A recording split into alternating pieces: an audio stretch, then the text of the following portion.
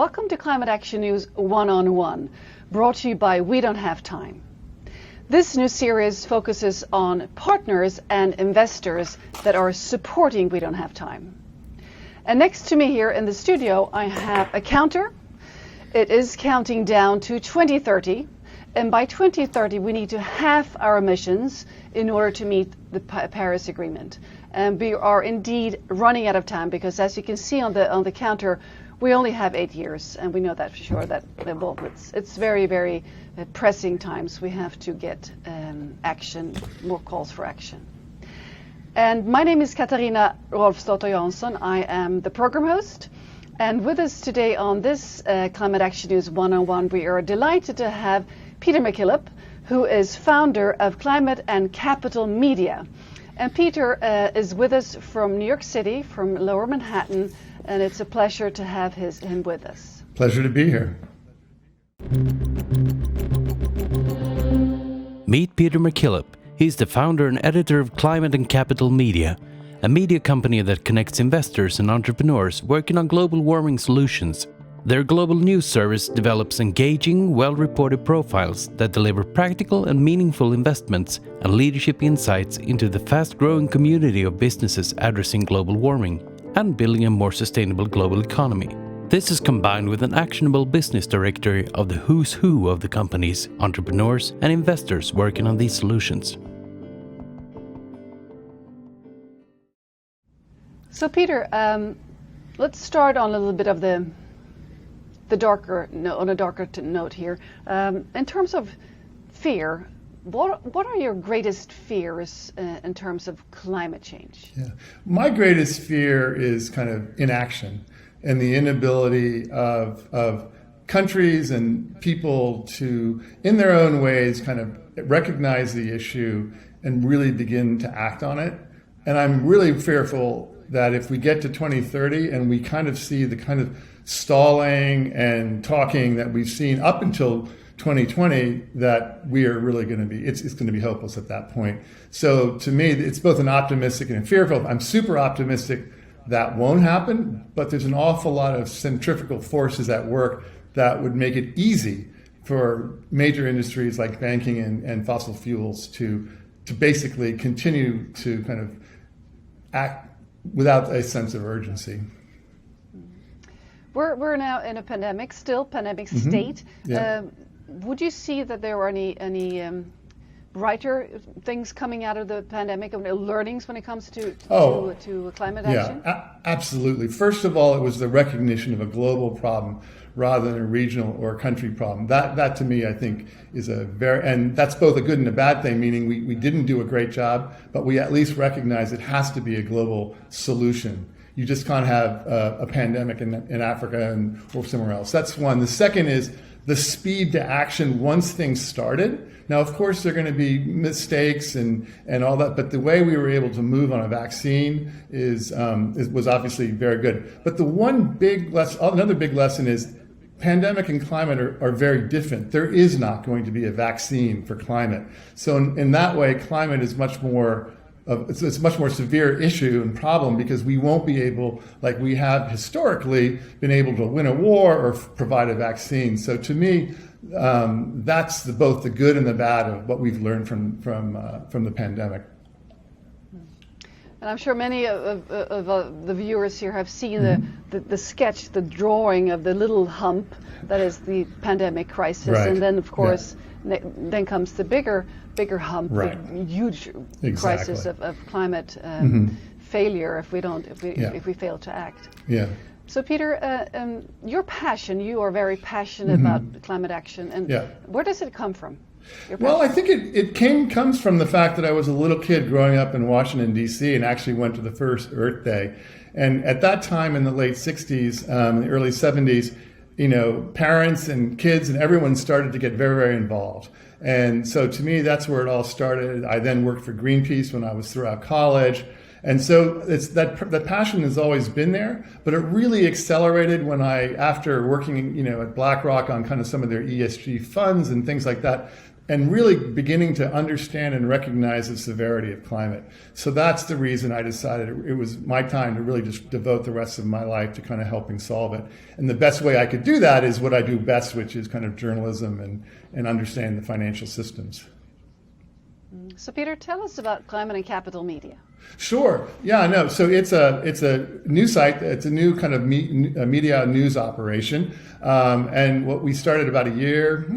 It's really, interestingly enough, it all came to life. It really grew during the pandemic because we were able to use technologies like we're using today. And we now have a kind of global team in Sydney, New Delhi, you name it, things that we would have not been able to do a year ago. But the group and the team focuses on really three things: themes, the big, broad, mostly financial, economic, and social themes, the people who are driving the change, and the companies that are driving the change. And we try to look at, we call it the emergence of a new climate economy. And to us, that is only, frankly, a subset of the emergence of a new climate age. But within that climate economy, it's going to be such unprecedented change that we really want to be able to capture and chronicle that. So while we're more solutions focused, we're clearly going to dip into the kind of the nitty gritty of challenges as well. It's similar to the way you set your site up with kind of warnings and opportunities. But that's kind of what we're trying to do at Climate and Capital. So tell us about the response over this year from your news. Well, yeah, the response has been extraordinary, and what you're beginning to see. First of all, what's been interesting is when you start a news organization, you're not expecting that people, particularly leaders, will want to kind of engage with you. They'll rather deal with the New York Times or the Financial Times or whatever.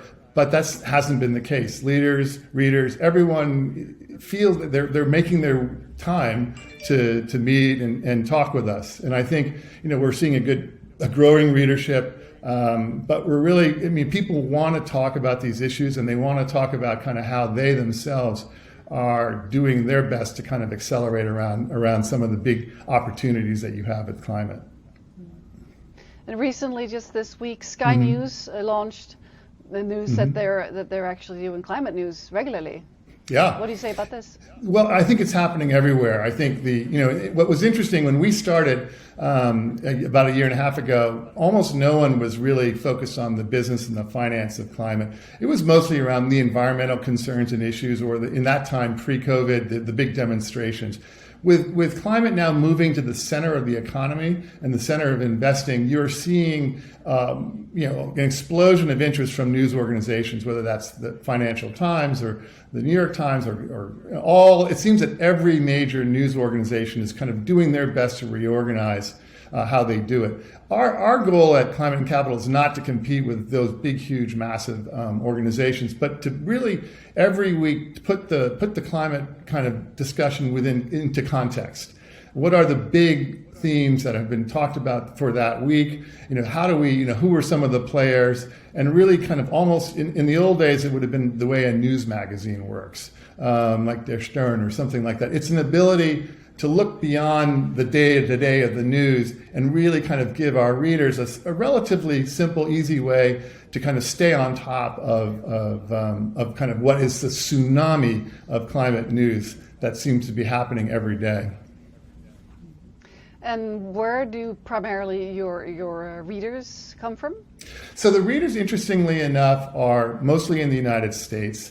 And then we have a growing readership in Australia, India, and a little bit in Europe at this point. But we have a very, very strong following in Australia. And Australia is a really interesting country. It's in many ways at the fulcrum of where countries need to go. As the largest exporter of coal and LNG, there's a very, very big debate going on underway in Australia. So it's kind of an interesting country to be able to follow. But yeah, primarily our readers are in the United States, but it's in India we're starting to see some, Australia, and then Europe. And you recently started collaborating, and you launched People-Powered News. It's a wonderful. Yeah, this is go ahead. Together with We Don't Have Time. Please tell us. Yeah, it's a great idea. And Ingmar and I were talking about how can we take some of all the great postings that the followers of We Don't Have Time had, and we said, well, why don't we do this? When a certain article reaches a certain stage in popularity, let's just go out and do a story. So it's yet another feature of that. That you have many features as well. You contact companies, you do, but why not go once? Why not have a legitimate article kind of come out and go deeper into the kind of concern or opportunity that's been posted. And to me, it's almost a riot of riches out there. There's so many great ideas that are being posted on We Don't Have Time, and both from a warning, but also from an opportunity standpoint. So for us, we're going to try to do at least 2 a month. And again, it's just going a little further, a little deeper into kind of the stories or the ideas that are being posted on We Don't Have Time. I think it's a great feature, and it really, to us, I found it as a way of a tremendous source of thinking about new story ideas. And it also tells you what people are interested in versus kind of what you're interested in. Or me, I was so happy to come across it, because actually 15 years ago, together with another journalist, I had a vision of creating something like this, but it was, our organization was too small and we were probably too early, but it was a grassroots journalism aspect that we wanted to launch globally. But now you have it, and it's connected to We Don't Have Time, so it's fantastic. In terms of this collaboration, you opened yourself up on the platform We Don't Have Time for climate dialogue. And please tell the viewers what that means to your organization. Well, I think the one piece that we haven't talked about yet is what we call Climate Connect. And I actually think that the newest form of journalism that we're trying to approach is the connection, the convening, and the content. So those are the 3 big things that we want to do. And it's going to become more and more important to help people connect. People, whether you're an individual or a businessman or a regulator or whatever. And one of the things that we want to build and work with We Don't Have Time with is this ability to bring us all together, to connect individuals, to connect as groups, to begin to continue to think about ways that we're going to help each other to accelerate climate change. So that's we haven't, we're still very much in the development phase there, but that is kind of what to me is going to really make us, and frankly We Don't Have Time, unique, is that super climate focus, the ability to share content, and frankly the ability to convene in both large and small groups. And I think, you guys are doing tremendous work on both the big conferences, but also the smaller convenings that we have. So, sorry. Well, thank you, Peter. In terms of response from your readers and what connections you have received on the platform in this dialogue process, could you share with us some news about this? Yeah, I mean, I think what we're seeing is obviously we follow closely the commentary from the platform, the likes. What we're seeing, and I think this is what makes We Don't Have Time really unique, is you get quadruple the response on a climate-related issue from the platform that you wouldn't get, say, with LinkedIn or Facebook. That, to me, is really important. The other thing that's really important is you don't have to kind of reinvent yourself every single time you speak about an issue. There are certain things that generally a kind of, a somewhat knowledgeable We Don't Have Time, viewer or participant understands, like the Paris Climate Agreement. I don't have to explain every time what the Paris Climate Agreement is. But to me, what's exciting is it may be a smaller group, but it's a more engaged group. So you can very quickly feel that you're making a bigger impact than you would if you're using traditional social media. Peter, I started out by pointing to the counter here, stating that we only have 8 years until 2030. If you would just fly into time and land in 2030, what impact do you think media, as in Climate and Capital Media, but also a platform like We Don't Have Time, what kind of impact has it had on where we will be at 2030? So it reminds me a little bit of the early 1980s and the nuclear freeze movement, where, at the early times, President Reagan became president, there was a real fear that the world was going to blow itself up. And there was lots of kind of talk on both sides, the Soviet Union and the US.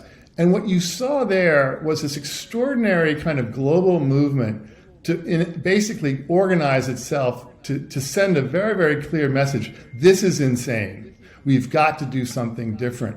And I think what we're seeing is something similar, except this time we have more tools, more ability to communicate. Just in the idea that we could have had what we have now, a platform like We Don't Have Time, or all the other things available, to me, is what makes it different. But what's the same is this extraordinary idea that just hundreds, thousands, millions of people are beginning to be aware, and they're beginning to kind of activate themselves. And I think the difference between then and now, what is the technology, is the speed, but I think the same idea that you can, as a world, as people, get together and change. And if you remember, what happened then was by the mid-1980s, the Soviet Union and the United States came up with some very progressive, arms control laws in Reykjavik and places like that. I think there's something very similar going on. Obviously, this is even more serious in one sense, but it's really I think that ability for groups to work at the local level and to use platforms like We Don't Have Time and to get their content from us,